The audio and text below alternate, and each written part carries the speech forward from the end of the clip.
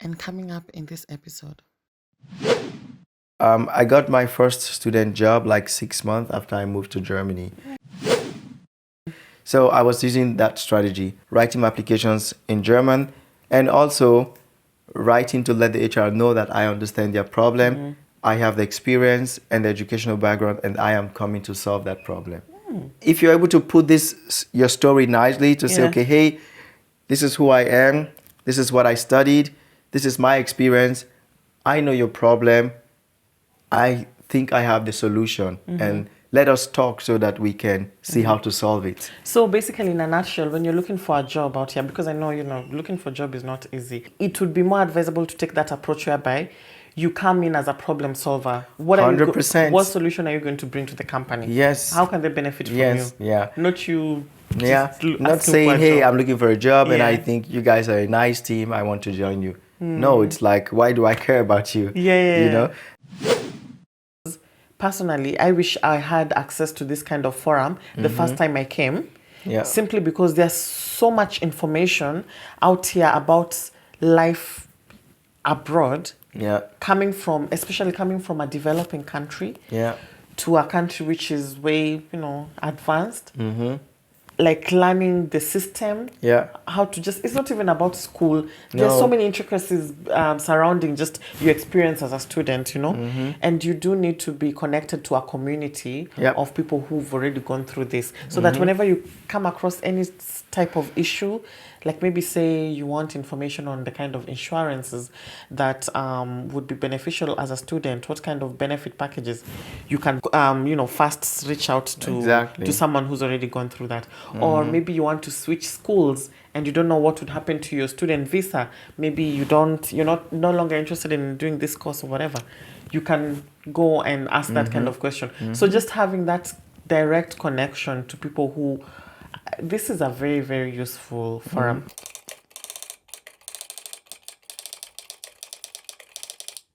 This is the real life experiences of immigrants in the diaspora.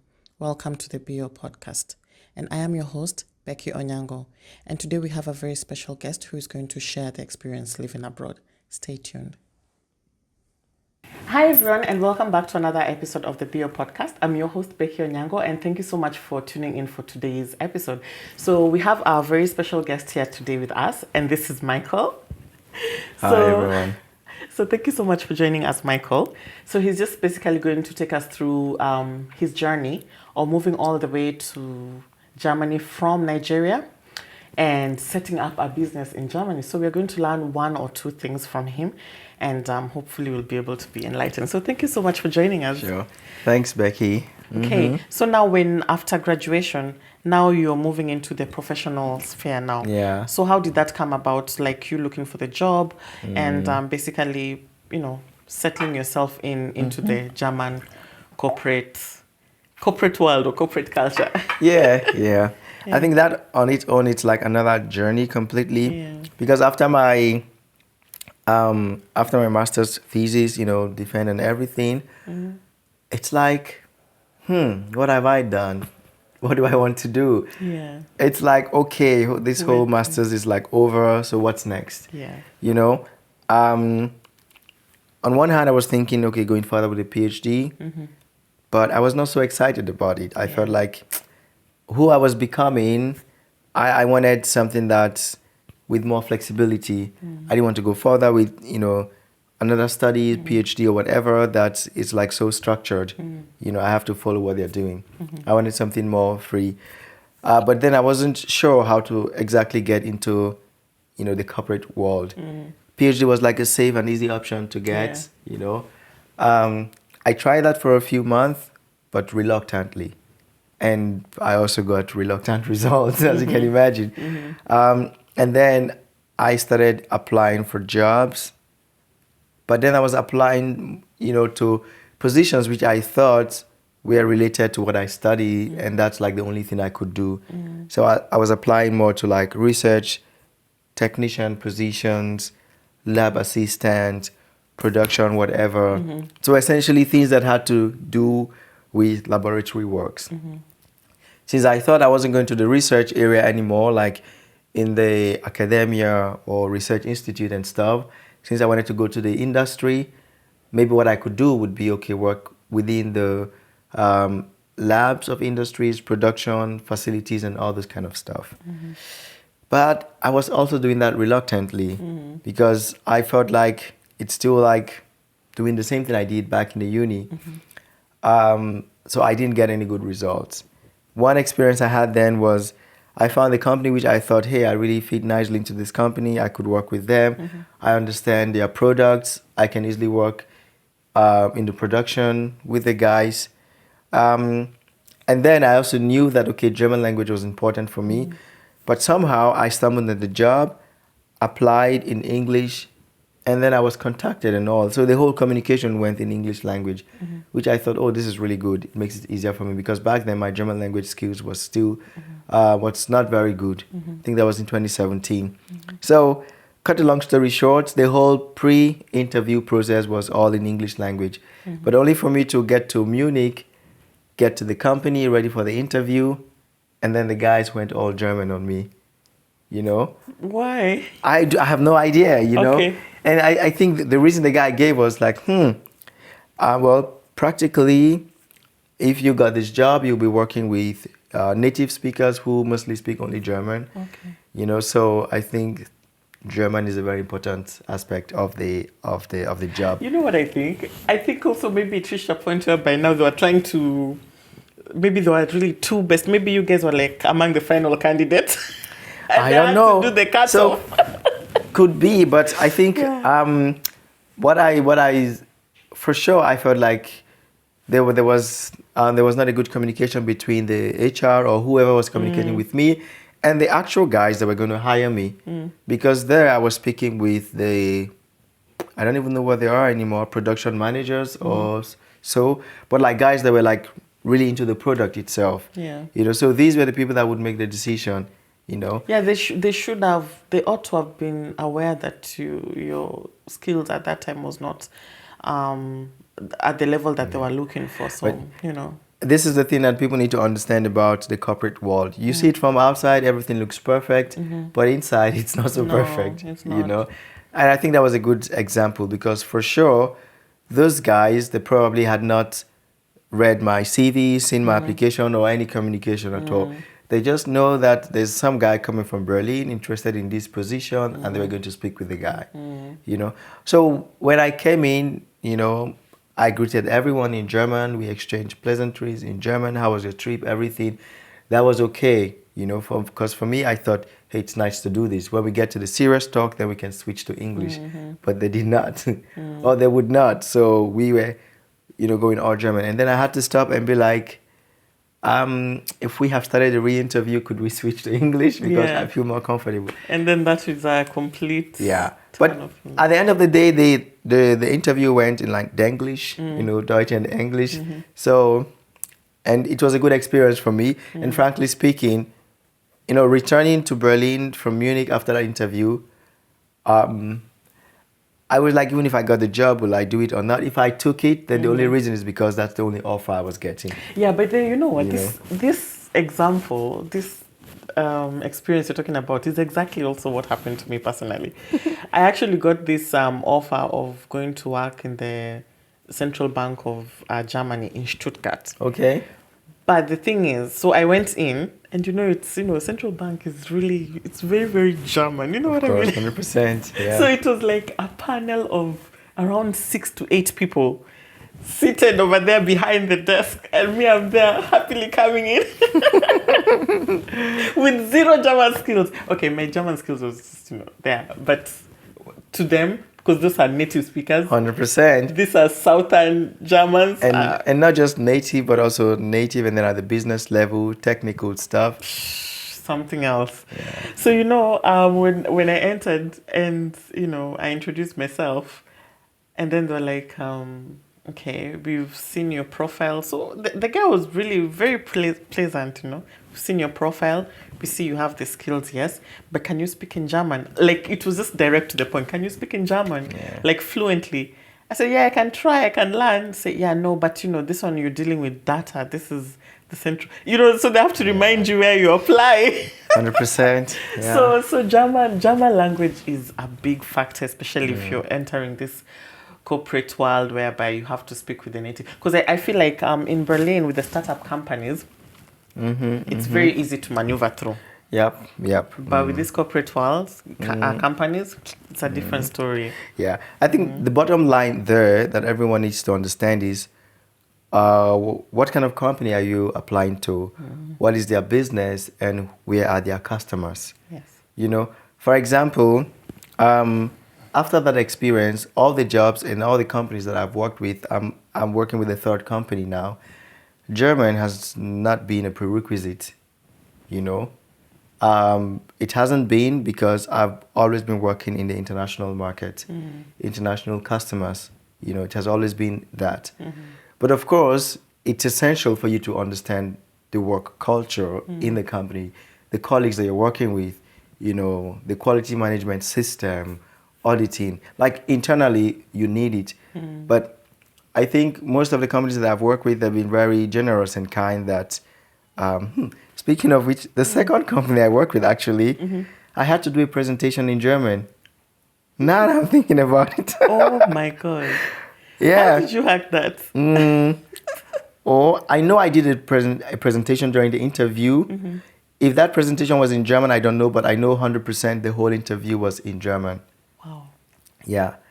But I feel like it's not something that has to make you as a candidate give yourself a no already.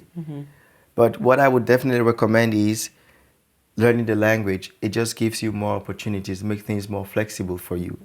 You know, you can easily you want to do something, you know where to look for it. Opportunities are written first and foremost if you live in any country in the native language or the official language. In Germany, it's first and foremost written in German before any other language, English or whatever. You know, so I think this is the fundamental thing that we can all agree on. Yeah. When it comes to job, it really depends on the type of job that you're applying for and the product of the company and who are their customers. If you're working in finance, for example, you most likely will be dealing with the locals, people within the country. So German becomes essential. Yeah. You know, if you're working in sales and business development like myself currently, you're working in the international market, what you need first and foremost is English language. German for sure is going to be a plus. If I were hiring and I had a candidate who can only speak English and a candidate who can speak English and German, Of course, you'd go for that. I would go for the guy who speaks English and German. So, except this guy who speaks only English is like so good, or he speaks English and French and we're targeting the French-speaking country, I would go for that guy. Yeah. So at the end of the day, it really depends on the position you're going for. What I'm trying to say is, do not give yourself a no because you don't speak German. But be intentional about learning the language. I think it's just a fair deal. Yeah, you know? absolutely. Yeah. Yeah, that makes sense because that experience of applying for jobs and going for interviews, the good thing about some of these companies in Germany is when you're going for the interviews, they would actually pay for your transportation back and forth and all that. But generally what I was able to learn, and then up until the time when I landed the job in the startup company, was I was really limiting myself to the fact that, I cannot speak the language. Yeah. So I had to open my mind to other options whereby... Yeah, and I think I also made that mistake, sincerely speaking. After that experience with the guys in Munich, when I came back, I changed my strategy completely. Although I could not speak the language fluently then, but I would write my applications and all in German. You know, I would write it in German, give it to a friend of mine who would proofread, make corrections, and then send it. In that application letter, I would also mention my current German language skills and say I'm more comfortable in English, I'm still learning the language, and I hope to improve it. Yeah. So I put that there. Just be straightforward and say the truth as it is. Yeah. The reasons are it makes it easier for your application to be read. Most people that are going to read your applications are German-speaking people. If I had two letters right now, I would most like two letters in like two different languages, German and English. It's easier for me to read the one in English language before German, because in German I know I have to read German and translate to English and then back. Yeah, it's true. You know? So you can imagine that for a native German German speaker, speaker, yeah. they read in English, will go to German, and then come back to English to understand it. Yes. So if you wrote your application in German, have it proofread by someone, so it's like perfect, yeah. grammatically speaking, then it's easier for them to read it and get to that point where, oh, okay, this guy is still learning German. But I like the fact that he's actually trying. Yeah. A week ago or so, I was speaking with a friend who told me that he had this similar experience going for an interview in German. Now, they were communicating in English language. The person he's going to speak with knows that he's comfortable speaking English. However, when he got there, they were speaking only in German. But at some point, maybe like in the middle of the interview, the guy told him that yes, he knows that he only speaks English, but he wanted to see if he is willing to speak German. Nice.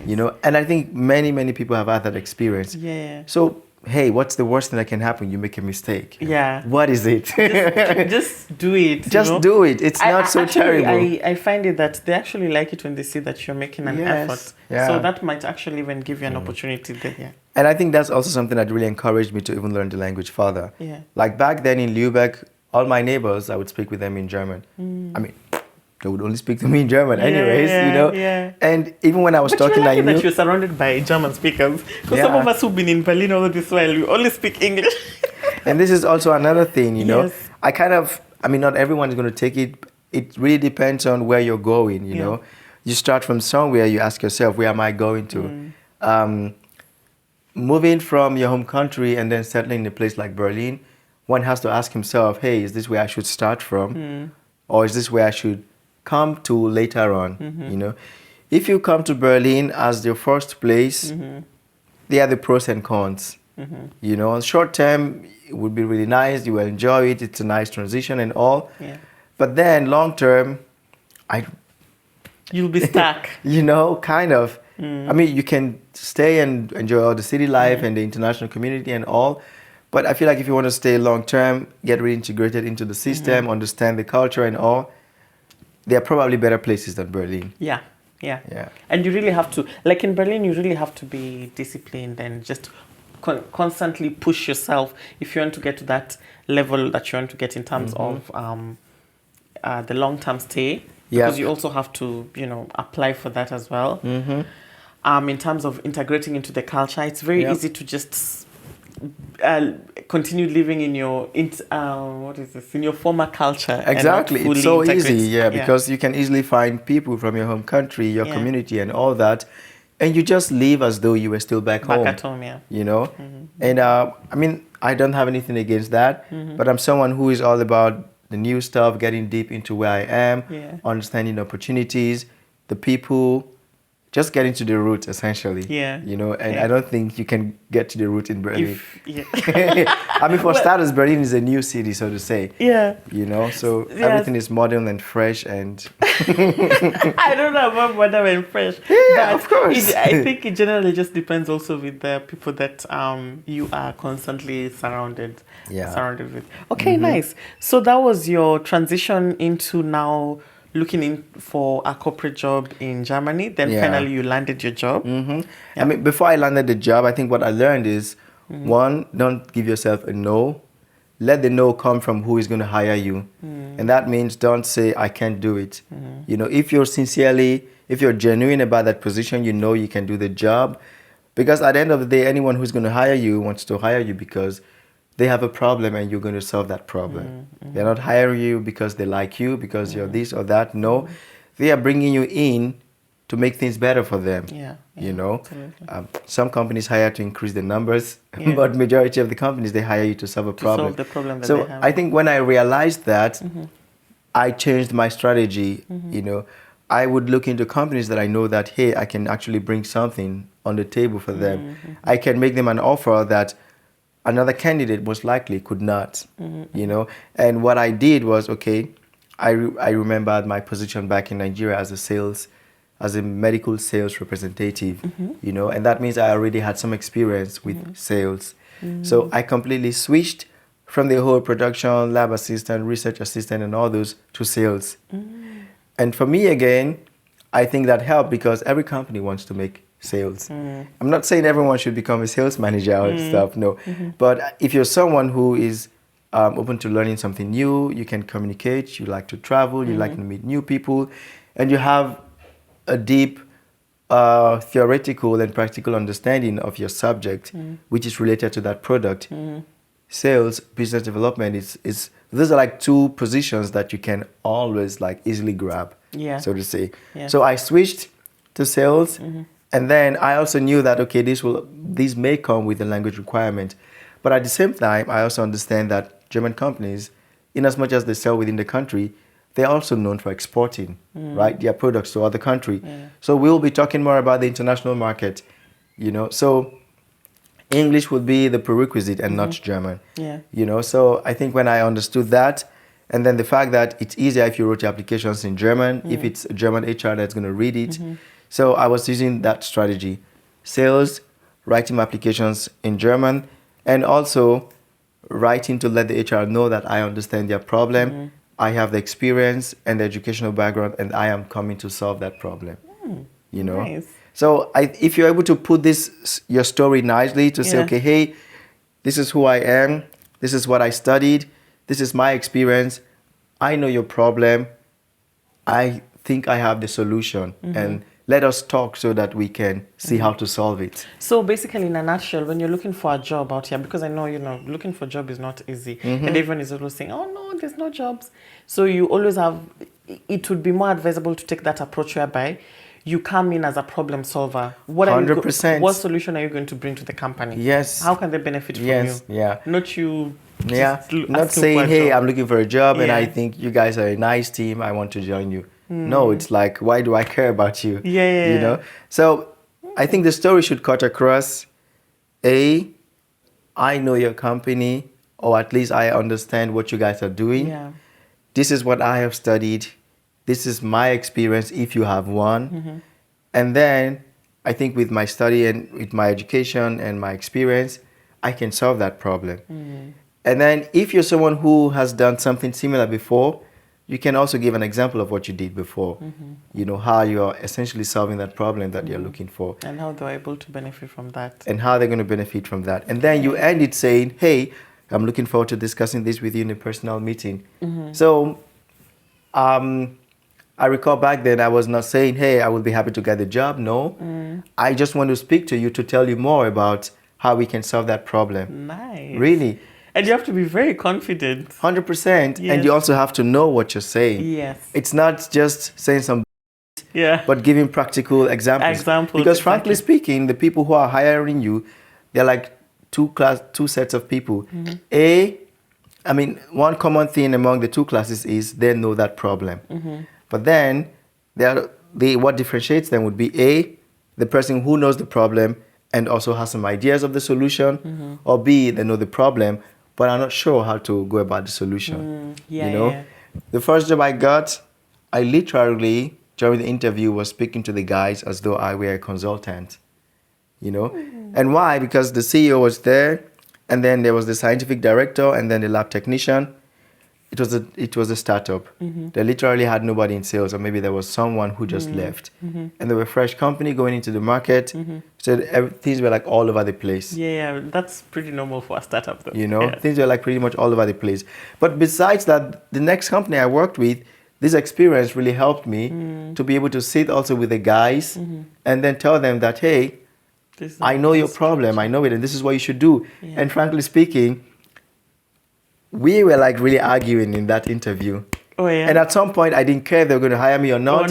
I knew that what I was saying made sense, and I'm going to stand by it. Wow. And say confidence level on 100%. I mean, I had my job then. I was not desperate. And I was coming to really help those guys. Because how did I hear about them? I went visiting a friend. It was in the uni. I saw the ad, and then I wrote to them. They were not looking for a new international sales manager. No. There was no open position, but I was genuinely interested in the company, in the product. So I sent them an speculative? They call it initiative application. Speculative application, unsolicited application. So I wrote to them saying, okay, hey, this is who I am, this is what I studied, this is where I currently work, this is what I'm doing. and I'm genuinely interested in your product, and I think I can do this and this and that for you guys. If you're interested, let me know. Let's talk. Literally, that was my email. That was my application to them. Wow. They didn't get back to me after a month. I was wondering why. So I picked up the phone, then I called. And again, this is where the language skills come in, you know? Because it was easy for me to pick up the phone and call and speak to them in German. It does not mean that if you don't speak German, you should not do this. No, still do what you can do and let the results be the results, Yes, you know? So It's better to try than nothing. it's better to try than nothing. So I called and then I talked to the lady and say, hey, I am Michael. I sent an application so time. I haven't heard from you guys. Did you see my application? And they were like, oh yeah, we saw it, but the guy who was supposed to hire you is on vacation, but he's going to be back this week. And the way things moved from that point, maybe the next day or 2 days later, I got the first email inviting me for an interview. I went there, we sat, we talked. Interview was like all in German. I don't know how, but I was just okay, confident, and just speaking to the guys. And why was this possible? Because I know about the product, I understand the position, and I understand what I can actually bring to the table for the guys. And this was really easy because of my previous experience. So we had that first session, and then they were like, okay, hey, the next time we want you to make a presentation on this topic. Can you do that? I say yes.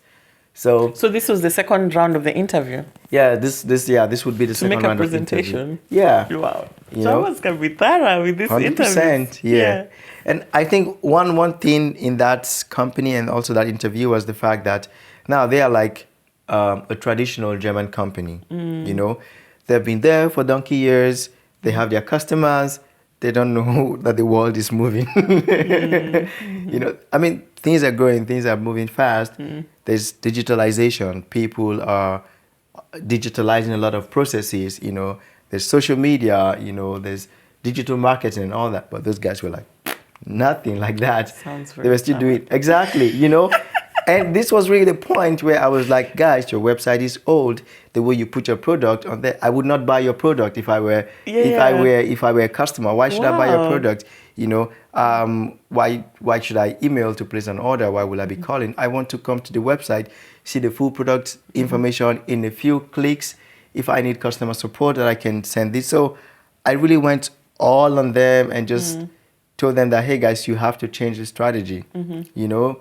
And then they were like, oh, but we've been doing this for these years. It's been working. Why should we change it? I was like, yes, it may still be working, but do you know what you're forfeiting?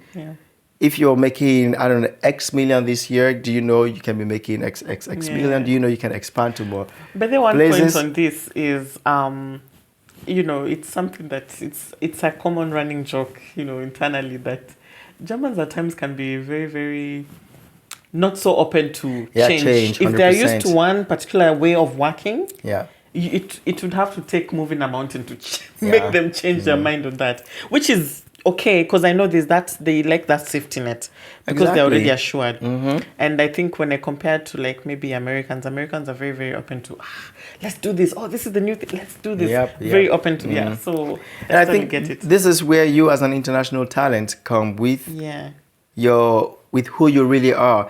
It's not about disrupting the organization. It's really telling them what you see from outside. You know, and being able to meet them halfway. Understand that, okay, hey, this is who they are, this is how they understand things.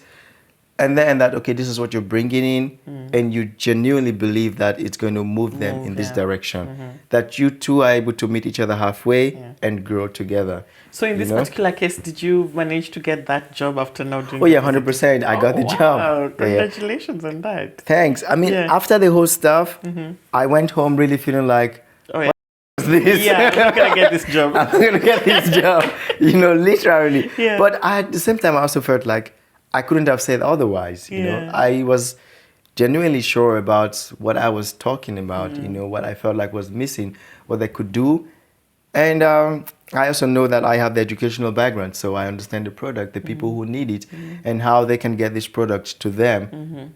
I did my job, you know. So I went, and I think after a day or two, the CEO called me and was like, okay, wir haben uns für Sie entschieden. So we have decided for you. Are you happy? I was like, yeah. Wow. So that was really, it was exciting. It was good, Yeah. you know. Yeah. Yeah, I switched to there. But I think after I joined that company, everything really changed, you know. The first company was a bit all over the place. The second one was a bit more structured, you know, more stable. And then a couple of months later, I got another offer from a bigger company. And then I moved there as well. So at least with all this movement and stuff, I could really understand like the German culture, the company, how to behave with the colleagues, you know, keeping your space, doing your job, staying focused, you know, And just delivering the results that and you're meant to delivering the deliver. results. Nice. I mean, there's nothing as important as that. Yeah, you know, have to deliver. because trust is a very important part when it comes to working in Germany. Yes, trust. They trust you, and they know that if I, as your boss, your director, manager, whatever, give you this job, Task.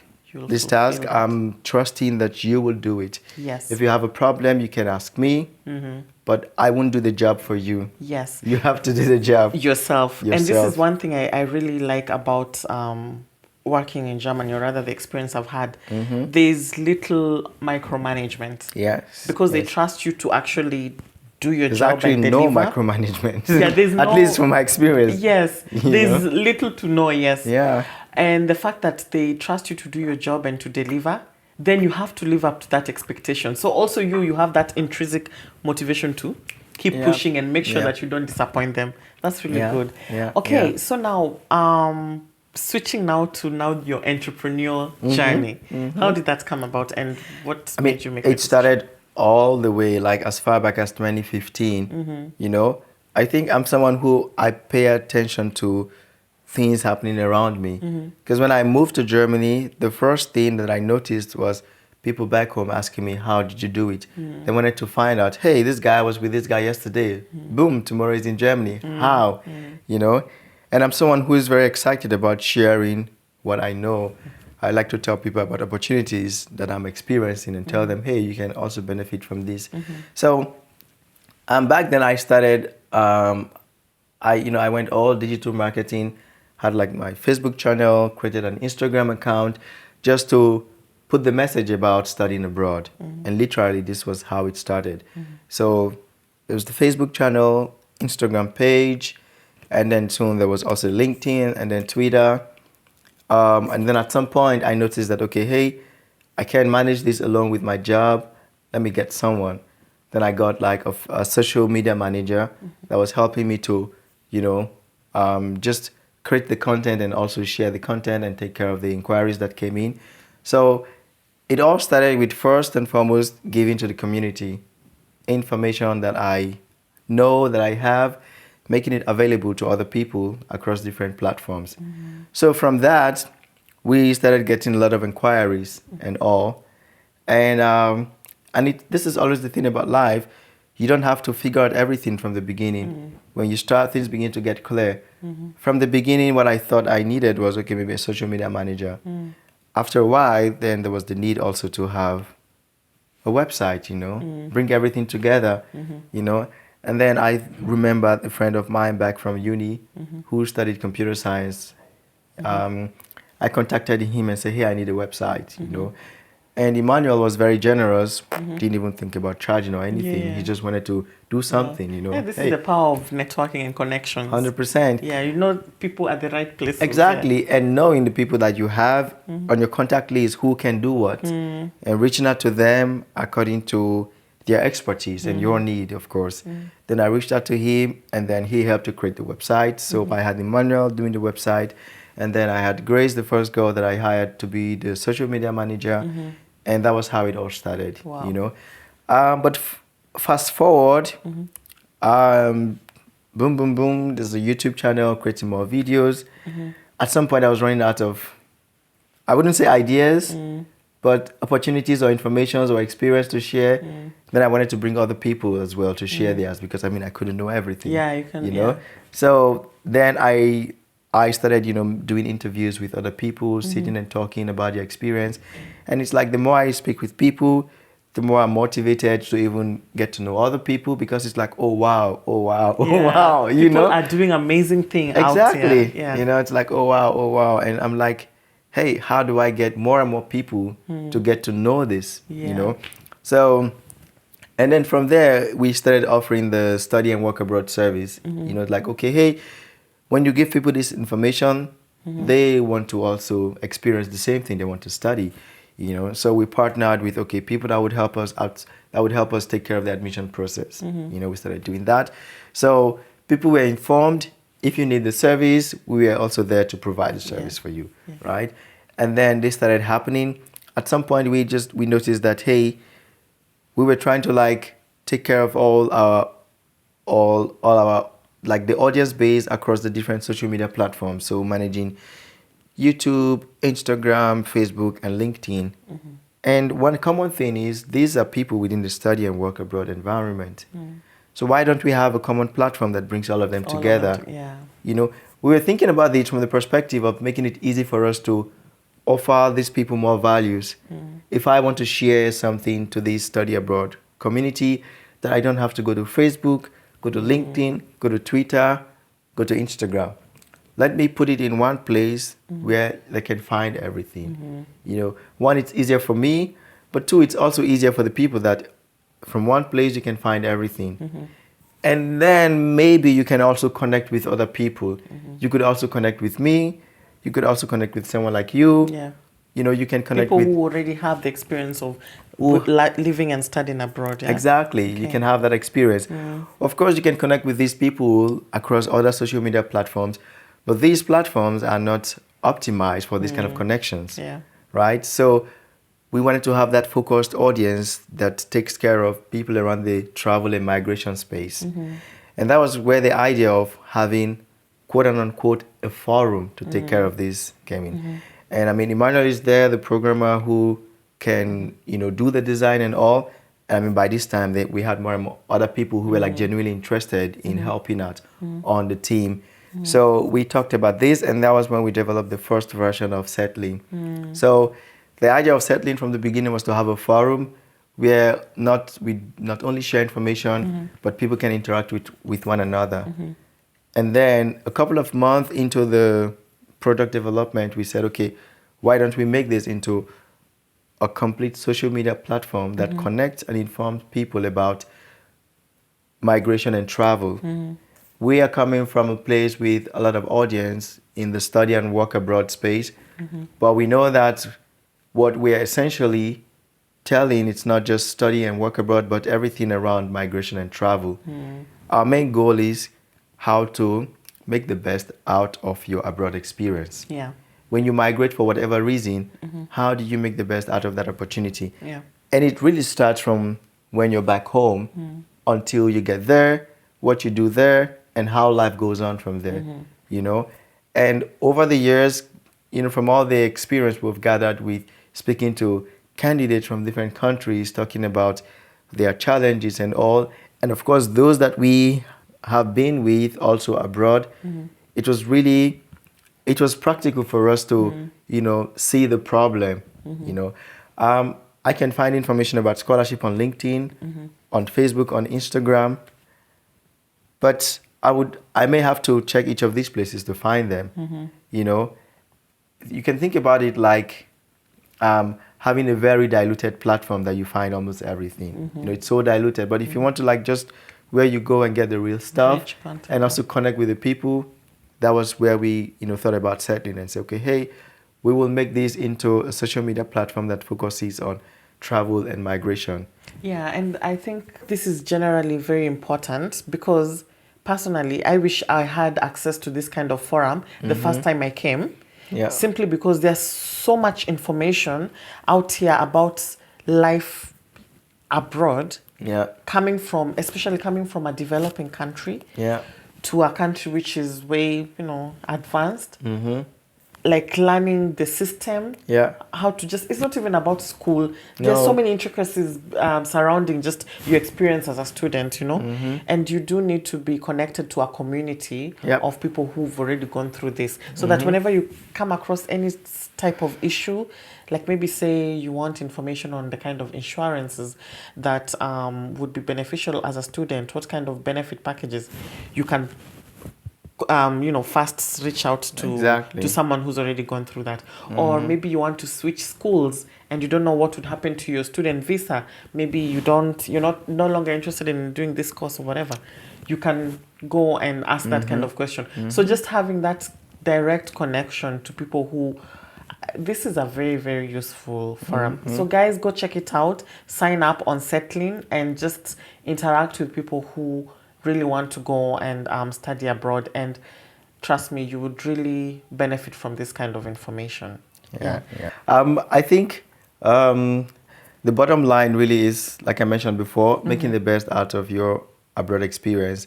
And how can you do this is, one, being able to learn from the experience of other people. Yeah. You learn from the experience of other people. And if you're someone you're taking that bold step to leave your home country to another country, it just makes sense that you make the best out of it. Yeah. And the only way that you can do this is, first and foremost, taking that, that having that discipline to connect with other people, speak with them, and learn from their experience. I cannot overemphasize the importance of integrating wherever you are. I mean, it goes beyond Germany. I mean, you can be in Finland, be in UK, be in Poland, wherever. It's still the same basic principle. There's some people there before you. Don't settle for less. Yeah. Really, don't settle for less. I feel bad sometimes when I see, people from Nigeria, other African countries, wherever, they come and they don't understand how much value they have.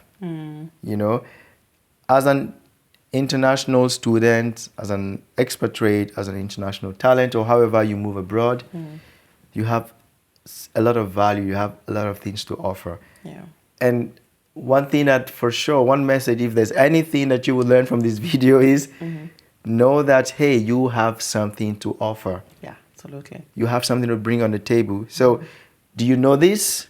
Good. If you don't know it, then look deep within you and just find out what you have to offer. Yeah. Everybody is valuable. Yeah. And even if you still don't know what you can offer, just keep getting yourself involved in things, like keep looking for opportunities. In the long run, you will realize what you're really good at and what you're really passionate about, and then you can go deeper into it, right? Yeah. Okay. It just becomes easier. I think that you use the right keyword. Passionate, what you're passionate about, Imagine if I got that job back then as a lab production, whatever. Yeah. I think it would have been really depressing. Yeah. Because you're not so... Yeah, because yes, it's lab stuff and all that, but I'll be doing a whole lot of stupid calculations, which I genuinely don't like to do, But just being in a space where you are doing what you enjoy doing, one can wake you up in the morning and you talk about that, you're excited about it, you're excited to go to the job and stuff. It's more sustainable, and then it just brings out the best in you. But then, guys, doing a job that you truly love, that you even do it, you don't even have to get paid for it, you just genuinely love it, is the best feeling ever in the world, right? And that's where you get the best payment. Yes. Probably not in the short term, but on the long term. In the long run, yeah. Definitely. Okay. Yeah. So any parting shot that you'd like to leave for our students? For sure, I just would like to comment on what you guys are doing, self-taught. Yeah. I think it's a holistic way to solve some of the challenges that people face abroad. If someone already from the scratch back home knows exactly what they're passionate about, they're able to identify their skills, what they say, okay, hey, this is really what I genuinely like to do, and these are the career opportunities available to me in the future, then they are just well grounded from the beginning, and it just directs their path, So because I think a majority of we okay, if you compare it to maybe say students in the Western world, from a very early age, they're able to, at least they have exposure to the resources that they need to identify what they can go into. And the system is already developed in this way. In this way, exactly. But for us, you have to go so by the time you're hitting the age 23, 24 is now when you're starting from scratch. I mean, I see many people. Yeah. I give you a typical example. I don't know, someone studied medicine, banking, whatever, and then at the end of the day, they just switch to software development.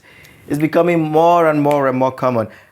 I'm not sure what's the drive for that, the money or whatever, But if you would make that switch after spending several years to study whatever you studied, Yeah. why wouldn't you just start that already from the beginning? Yeah. You know? Yeah.